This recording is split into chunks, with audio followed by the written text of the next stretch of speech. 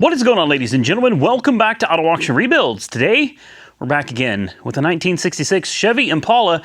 I am on a mission to try to get this thing as done as possible. I've ordered a bunch more parts for it, and today, the goal is just to try to finish the exhaust. So the exhaust on this car was sponsored by Holley and Pypes. Holley sponsored the headers that we have under here, these absolutely beautiful headers, and Pypes sponsored everything behind. Everything from the headers back is from Pypes. This is their Violator series. It even says Violator on the bottom of it. And let me tell you, it is, it's deafening loud, guys. So Santa's Workshop was here the last time, and we started working on this, and we stopped about here. So all that's really left is I need to replace all these clamps. I'm not a fan of these U-bolt clamps. I don't like them. I got some from Evil Energy that I like a whole lot better, and that's these clamps right here. And I've already slipped one on right here, 2.5 inch clamps. These things right here, these are the business. All right, these get things done. So we're gonna replace all of the clamps with these, but we're not trying to tighten this whole thing down yet. First, we got to kind of get everything set up the way we want, make sure the pipes are the way we want out the back. When it comes to exhaust, you got to obviously put it together from the front back. At least that's how I do it. But you can't really make your final adjustments or anything until you have everything from the back. So what I do is once I get the exhaust loosely installed, I start from the back and I get my pipes and everything. I get my hangers. You see I've got a hanger right here. I'm going to replace this old one with this newer one. And depending on how high or low I want it will depend on where I put this bolt through. But we'll get the final adjustments for these back pipes first, and then we can work forward and start making the adjustments on everything else until everything seems like it's sitting perfectly. The only thing that's not going to be perfect is you probably see this header sits a lot lower than this header. I'm not sure why. It's not because the engine is offset. If you take a look at the engine compared to the drag link here, look how centered that is. Nice and perfect. The engine is sitting perfectly centered. But for whatever reason, the header on the driver's side sits lower than the header on the passenger side. Either way, that's neither here nor there. We've got to get this bolted up because I'm determined to have this exhaust finished tonight. So I'm probably going to set you guys up on a little time lapse. I just got done lubing the entire rear end of the car too. Anywhere that I found the panhard bar had a place for lubing it. Right here, I just got a new lube gun, and I've been playing with it. I've got a whole new suspension for this, but because I'm not replacing it immediately, I went ahead and lubed everything up down here too. The only thing that wasn't lubed that I didn't get to is the upper ball joint. I didn't get to that, but these brand new control arms, they were not lubed. Ball joints had nothing in them at all. I lubed everything else up under here, including lower ball joints. I got to get to the upper ball joints at some point. And it has greasable bushings on the upper control arms too. So I went ahead and lubed those front and rear on both sides. And my new lube gun, I think it's called a Lock and Lube. This thing is, honestly, yeah, it's the Lock and Lube, man. This thing is freaking awesome. Look, if you guys want to get yourselves one of these, I'm telling you, it's got the pistol grip, and you barely have to push it, and it pumps so much grease. This is a great tool. So I'll put a link to this on Amazon below if you're interested in it. Speaking of Amazon, I've been looking for some flexible head wrenches, and I found these. These are Suzumi, and I will come out and tell you this is sponsored. I reached out to him. I said, look, I'm really looking for some reliable, dependable, strong, flexible head wrenches, and I didn't want to take up a whole lot of space. You may notice my drawers here are, I mean, they're kind of full. I don't have a whole lot of room for more tools. I could probably fit it in here. The reason I went with this is because, number one, the flexible heads are an absolute godsend. Okay, 180 degree articulation of the heads on both sides, 72 tooth. They're a little stiff. I mean, I ain't gonna lie, these are a little stiff, which is good because you don't want it, when you set it in an area that you need it, say like this, you don't want this thing to flop around on you. So it's solid, man. And listen to the click from this thing, okay? And in my opinion, the best part of this is they're 19 and 17. You get 2 sizes per wrench, which means you're saving space. So you've got 19, 17, 18, 16, 15, 14, 13, 12, 11, 10, 9, and 8. And you want to know the other great thing about this? 45 bucks, guys. 45 bucks.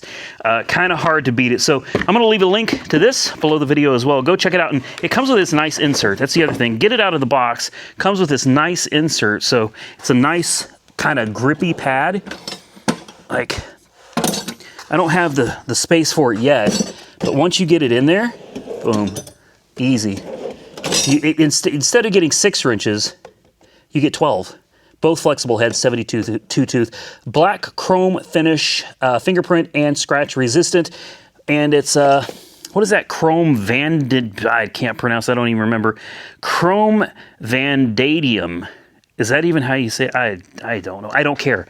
Honestly, I've been wanting some of these for a while, and I checked the reviews before I agreed to do this, and they have almost a perfect 5-star rating. I think it is 4.9 stars. If you're interested, go over there and get you some. I'll put a link directly below the video. Let's get on the time lapse. Let's try to get this exhaust knocked out. Just like the street lights lit this town, like a fire in a blaze, gotta burn it down. Can't be afraid to leave this out. We got this far, don't know how. I see danger in. So if you saw me with the flame, you're probably wondering what I was doing. Well, that's an old exhaust hanger that is stuck up there, because take a look at how it looks over here. Can I even get you out of the way? You see how that bolt is just like smashed up in there? Well, what I decided to do was take a torch and just heat the living heck out of it. I mean, really heat it up, particularly right around that bolt. Stay back, because this stuff will melt and drip. So keep your distance from it. Get it nice and hot. Cut it off. It'll kind of fizzle out on its own for the most part. Get you some vice grips. All right, grab hold of it with the vice grips and clamp down. And give her a, well, apparently that wasn't enough. We're gonna have to heat her up just a tad bit more. That's all right, no big deal. Come on, give me the beans, man. My little torch is giving me problems, man. Ow! Exactly what I meant. The damn thing just melted right onto me. Just get up there. Keep doing this until you can get this thing off. There's nothing over here you really got to be worried about. As you can see, it's just metal under here. Get her nice and hot. And again, grab your vice grips. Don't touch this if you can help it. It'll be a bad day for you. And there we go, just like that. Ow! It got all over me. That's fine. Whatever. This is the main thing I want, is that first layer off. There's a second layer back there, but as you can see now that we got that front piece off, you've got good access to that back layer there. Super easy. I've already done this side. You guys kind of saw that on the time-lapse video. And this also gives me an excellent opportunity, if I could find somewhere to stick this light. No jokes. I already know. My new little angle wrenches, man. These things look like they're going to come in handy on this. Now, these are not reversible. You don't have a switch that you can flip them back and forth, so they're one direction. You'll have to flip them one way or another depending on what direction you're trying to go. But I'm going to get up here, and this is a perfect place to get this angled wrench, because obviously I can't even see what's going on. Ooh, it's hot. Not only can I not see what's going on back there, but good luck, you ain't getting a ratchet or anything back there either, you know what I mean? So, did I mention that was hot? Oh my goodness. I think we're gonna need to let that cool down for a little bit, but I think this wrench is gonna work perfect for this job. So I let it cool off just a little bit, and I think we can get this on here. Yep, there we go. There we go. She's on, boys. And then, I think this is a 1/2. I'm gonna use my my Zing Zing here if I can get it. Come on. Am I not on it? Come on, get it. That might be the wrong size. I think it's gotten looser though. Nope, it sure hadn't. Well, I got a 12 on this side. We can see if a 12 will work any better. It's probably standard, not metric anyway. Nah, it ain't a 12, man. It ain't a 12.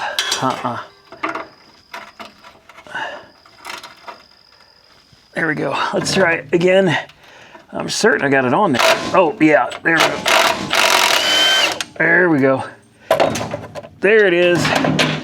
I told you. My hand... I just lost my bolt. My handy little 180 wrench here worked perfect. I doubt I would have been able to do that if I didn't have those wrenches. So the next step is trying to get this U-bolt and this new hanger adjusted. So let me show you what I like to do. Everybody does it different, you know. Some people are going to say I'm doing it wrong. You see, I've already got my U-bolt on the hanger. All right, I'm going to take the bottom, I'm going to put it on, I'm going to tighten it down, and then I'm going to figure out how far up I want this exhaust. I'm going to need it to go pretty high up so it can obviously clear the axle, the pan hard bar, and all that stuff. I've still got the U-bolt holding this part on the back as well. So now it's just a matter of kind of playing with it. I've got my clamps loose here so the muffler can articulate as I need it to. One side at a time, have patience. We'll get there, guys. We'll get there. It's not difficult, it's just a little tedious, kind of time consuming trying to make sure you get everything just right. You want your exhaust to look good, you know what I mean? You don't want it cockeyed, you don't want one side higher than the other, you don't want it angled one way or another. You know, you want your exhaust to look nice. You want everything to be nice and centered as best as possible, and you dang sure don't want it too high to where it's bouncing up and down here. You don't want it too low where it's bouncing off the concrete. So it's important that you find that kind of happy medium there and just get her done. All right, so now that I've got this U-bolt on, I can push this exhaust and I can kind of get an idea for how high I want to go up with it. And it looks to me like we're going to go pretty damn high with it. We got to straighten out that muffler right there. I think we'd go all the way, if I'm being honest with you. That looks good. Yeah, I think all the way. I think we're going to go all the way up with it, guys. That looks damn good, don't it? We'll put our, if I can get there we go. Just kind of hold that in there. There we go. Straighten this out. Yeah, guys, what do you think? That looks pretty dang good. I mean, we're not finished, but we're just getting to, we've got it all the way as high up as this thing's gonna go. And I think we got good clearance, even here. There's still enough clearance for this thing to kind of rock around. It shouldn't bump into anything. I like it. I like it. You guys tell me what you think. I'm going to play around with it a little more before I'm done, because this may be too high. As I'm looking at it, it kind of looks like the exhaust is kind of going this way. I'm not sure we want it to do that, so I may need to bring it down a notch or two, but I'm going to sit here and play with it until I feel like I've got all of this just right, and then we can start taking off all the clamps on this side and putting the new Evil Energy on and buttoning this thing up. Well, ladies and gentlemen, it is 2:30 in the morning, and I'm done, man. I'm going to tell you right now, take a look at this. You can see, I'll let you guys just tell me what you think. Personally, I think because this header, I can't figure out why this header is sitting so far down. The engine is not cockeyed. The engine is perfectly straight. The motor mounts are the same size. The stands are the same size. All right, but for some reason, this header sits down, the other one sits up, and because of that, it twists everything. Now, you can tell me what you think. This is as good as I can get it, but if you take a look, let's come under here. If you take a look at the gap here. All right, I mean if this header was shorter, right, this would be further up and it wouldn't be twisted. And if you look here, we've got contact here. See? I'm gonna have to come back and I'm gonna have to loosen maybe just the X pipe and a couple other little things. I'm gonna have to try to contort it back this way because there's no clearance there. And there's too much clearance here, and it's all because this damn thing is twisted. Moving down, I did the best I could to kind of make everything symmetrical. I tried to get the mufflers lined up in the same position and everything. I had to kind of negotiate with my fuel line a little bit and the air shocks, and we eventually got it. I think it looks pretty good. We've got enough clearance here. It shouldn't be hitting. We got more clearance here, less clearance here, and I'll show you why. I was trying to suck these pipes up to make them a little more, not this high, but by the time I got it up there, I was just finished, guys. This is about how I wanted it right here. But again, if you notice, you see the frame rail right there?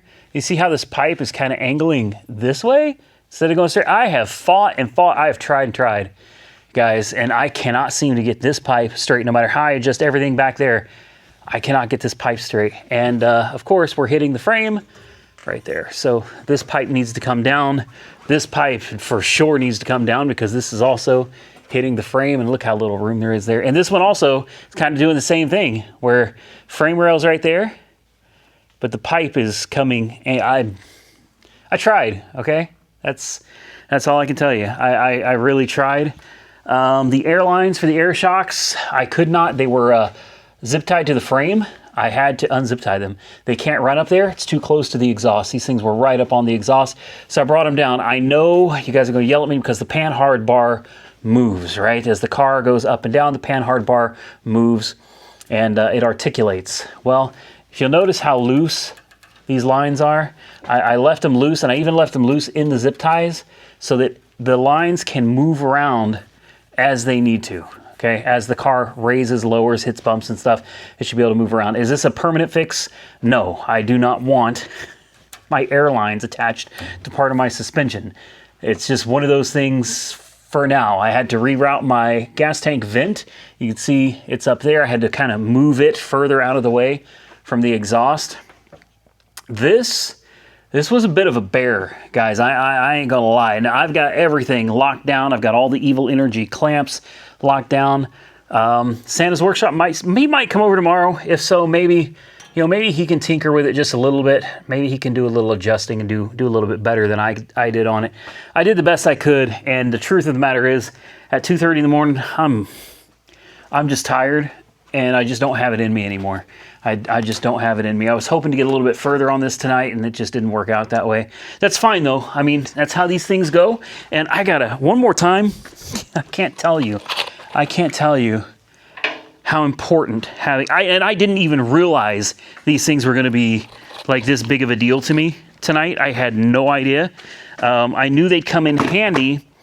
I did not know, and it's really just the 13. And I mean, I put this, you can see I scratched it up. I really worked this tonight on this exhaust. Without this flexible head, there is no way I would have been able to have gotten in there on some of these bolts that are holding the U-bolts, the clamps in place. There's no way I would have gotten in there, man. These things did great. So again, go check them out in the listing or in the description box down below. Being that it's 2:30 in the morning, I'm not really certain that we should fire this thing up. I think that's very rude and inconsiderate. So I'm going to lower the car back onto the ground. I picked up all my tools, and we'll fire it up real quick because this is your video for today, guys. You probably noticed I've been short videos, guys. I'm incredibly busy. I've got so much going on behind the scenes. You guys have no idea. It's not your problem. I don't want you guys to stress or worry about it. Don't sweat it.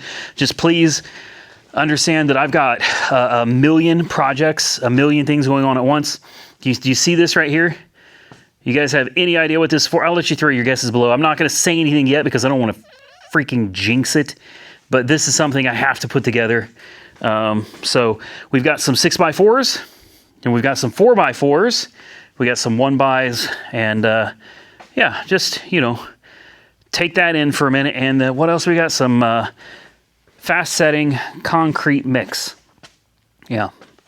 So anyway, I'm not going to say any more than that. I'm kind of excited, but I don't want to be presumptuous and assume that things are a certain way. Nothing is set in stone yet. It's just a prerequisite that I have to do. Let's get this car off the lift. I mean, I'm tired. Let's get it down. Let's start up and just see what it sounds like. And it's on the ground.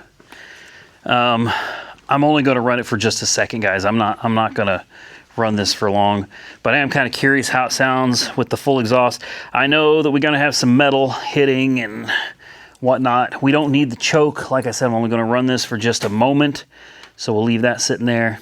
You can see where I greased up these upper control arms here, and I got to remember to do those upper ball joints.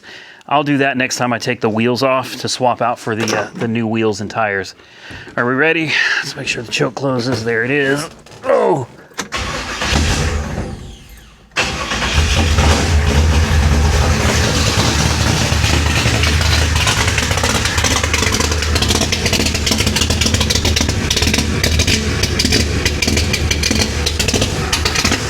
Wow. And then you get up here and it's quiet. Oh, well, that's okay. She's pissed. Neighbors are going to be pissed too if I keep this up. It's your first kind of teaser of the exhaust. Like I said, you never want your exhaust to be so tight that it's like up against the frame and smushed. You never want that. I'm aware of that. There's nothing I can do about it tonight. I'm just too damn tired. I need to come back with a fresh mindset and maybe even a fresh pair of eyes if Santa wants to come over and just take a look and see if he can figure out where, maybe I can tweak something or do something to make it a little better. It sounds great though. I love how I'm not getting all of that noise from under the car because I had the mufflers installed without anything behind it. So we were cutting it about right here. So much noise in this area. It's a big car. So now that we've got it run, don't get me wrong, there's still gonna be plenty of noise, but now it all comes right out the back. So this is gonna quiet things down in the car for me considerably, but it's still gonna make it really, really rowdy for the people behind me. The car should sound absolutely great, guys. Let's take this battery off. I tend to leave this disconnected just for safety. I got in touch with Cold Case, and we found out they did send the wrong fan shroud. So hopefully they'll get us a new fan shroud for this soon, because that is one of the last components to really being able to take this thing out and do it. I got to do the 10-mile drive. I got to. Yes, we could do it without cooling fans, because as long as you're moving, pushing air through the cooling system, you should be fine. But I'll be honest with you guys, this is an expensive engine.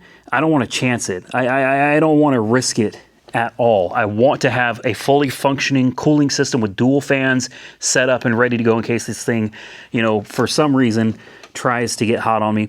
There is so much to do aside from putting on the cooling fans and the relays and the wires and everything for that, and running a wire for the choke. We got to put an oil pressure gauge, temperature gauge, battery gauge. The transmission lines run to this aftermarket cooler. They do not go to the radiator. I don't like that.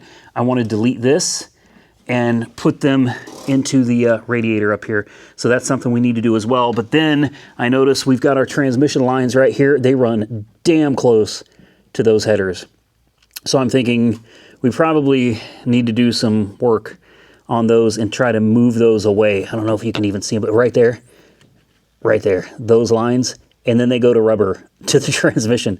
Don't ask. I don't know. I didn't do it, guys. But we got to kind of move that out of the way. We got to put the new wheels and tires on. We've got to lube the upper ball joints. We need to dump the transmission pan and the torque converter again, fill it up with fresh fluid because it was milky. We got to change the filter. Then I figure if the transmission had water in it, chances are pretty good the rear diff probably has water in it, right?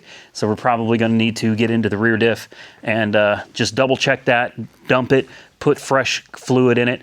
And then, as if that's not enough, there's a million things to do. We need to go to Santa's. We need to get the hood.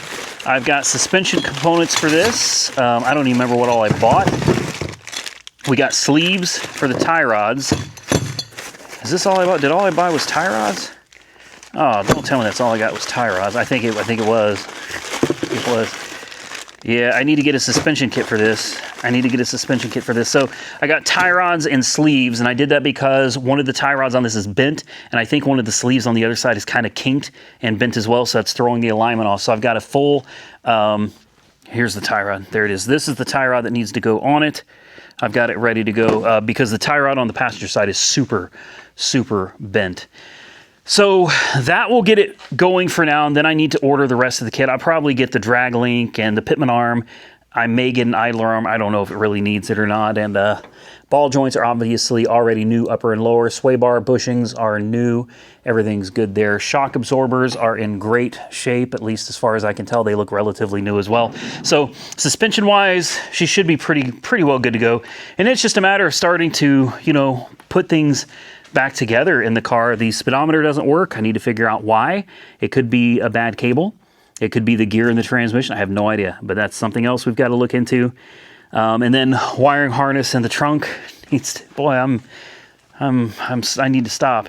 Wiring harness in the trunk that goes to the lights, all the lights back here. I'm probably going to go ahead and replace that since I have a brand new wiring harness for it right here. We need to put the torque converter cover back on once everything else is done. There's the wiring kit for the cooling fans. So what I'm saying is, guys, there's a lot that still needs to be done. Oh, and I did get the headlights working. It appears it was a faulty switch. Go figure, a Chinese Amazon switch failed almost immediately. I ordered an AC Delco headlight switch and an AC Delco high beam switch, dimmer switch. And just for kicks, I also ordered this voltage regulator. We're not using this anymore. This doesn't do anything. And if you dig down here, you'll find the wires for the voltage regulator, because used to the alternator would have been over here. No, we don't use any of that anymore. There's your wire and there's your plug. That's not being used. So what we need to do is we need to cover all this up so that we can really just delete it. Honestly, we got white, blue, and red. These could be completely deleted. Then we've got red, blue, and white here. We could delete that whole thing. But I also got the horn relay. It does have the horns. It looks like hopefully they're plugged in. It's hard to tell. Yeah, it looks like they're plugged in. At least one of them is anyway. I can't. Yeah, they're both plugged in. They're both plugged in. So replace this relay and maybe we'll have a working horn. We've got a lot of work left to go, guys, and then I have to decide if I want to go with vintage air conditioning, and then if we can get all this stuff done, and maybe even the windshield wipers working, then it's time for paint. I've had a lot of you tell me I need to leave it this color because this is the original color. This is not the original color to the car. I'm sorry, guys. I know they did a pretty good job. It definitely, you wouldn't know, right? Kind of looks original. I do kind of like the color. And painting it, I doubt you're not going to get all this yellow off, you know, when you paint it. It's not going to come out looking perfect. But I think I've decided, you guys have decided, on a color for this car. That's down the road, though. There's so much that we got to get done first. I'm not even going to stress over all of that right now. We also got to adjust the shifter. This is a reverse manual valve body. Okay. I know some of you say I talk too much, but I mean, there's a lot to try to explain to you guys and tell you guys what's going on, what's upcoming. And again, sorry that there haven't been daily videos like there's normally. I'm too busy. I can't do it right now. So bear with me. We're going to get back on track. And part of getting on track, if you're tired of seeing this car, I do apologize. Just, you know, skip the videos for a while, I guess. But part of me getting on track is getting this car on track. I need this car mostly finished where it can be driven back and forth wherever it needs to go, so that I don't have to load this thing on a damn trailer if I need to take it, you know, to get a paint job or something, or if I need to take it to get the suspension lined out on it. I don't want to have to load this thing on a trailer constantly. I want to be able to get in it, take it where it needs to go, and we need to be trying to shake this thing down over the next year before Power Tour, so that when Power Tour comes, we're prepared, and hopefully everything, any kinks that need to be worked out, are already worked out. I'm going to get out of here, ladies and gentlemen. Thank you all so much for watching. I appreciate you sticking with me. I know today was kind of a rough video, but it's going to get better. And I promise you, I'm going to start knocking this car out. And as soon as it's done, we can get back to other projects. And I'll be happy to explain, hopefully in the near future, what all of this is. And hopefully all of this goes really, really well. So if you enjoyed today's video, hit the thumbs up button and let me know. Consider subscribing to the channel if you're not already subscribed. And until next time, oh, I forgot to tell you guys the Dodge Charger broke. Again, it's back at David Stanley again. I'll have a whole video coming up on that in the near future. I know a lot of you think I should lemon law it. It's just not that simple, because this time it broke for something different. It's something different this time. I have been without that car for about a week now. So they're ordering parts and who knows. For now, though, you know what they did? They gave me a Jeep. Like a little teeny tiny Jeep. Look, I'm not even driving it, honestly. I drive the Suburban, so I just needed something to where when I needed to drop off the charger, I had a way home without me having to pay for it, and I needed a way to get back to my charger and swap out. So it's fine. I'm not really driving the car anyway, but stay tuned for that because that's something else that I'm dealing with. Listen, if you enjoyed the video, hit the thumbs up button. I got to get out of here. Till next time, stay safe out there, everybody. And no, there's nothing wrong with Monkey Wrench Mike and I. We're fine. He's busy. I'm busy. We're just doing our own things. Okay? No drama. Everything's good. And in fact, we're all taking a trip with Jason S. to Scottsdale, Arizona, coming up in the near future. I think it's going to be a lot of fun, guys. Till next time, stay safe out there, everybody. I look forward to seeing you all again very soon in the next one.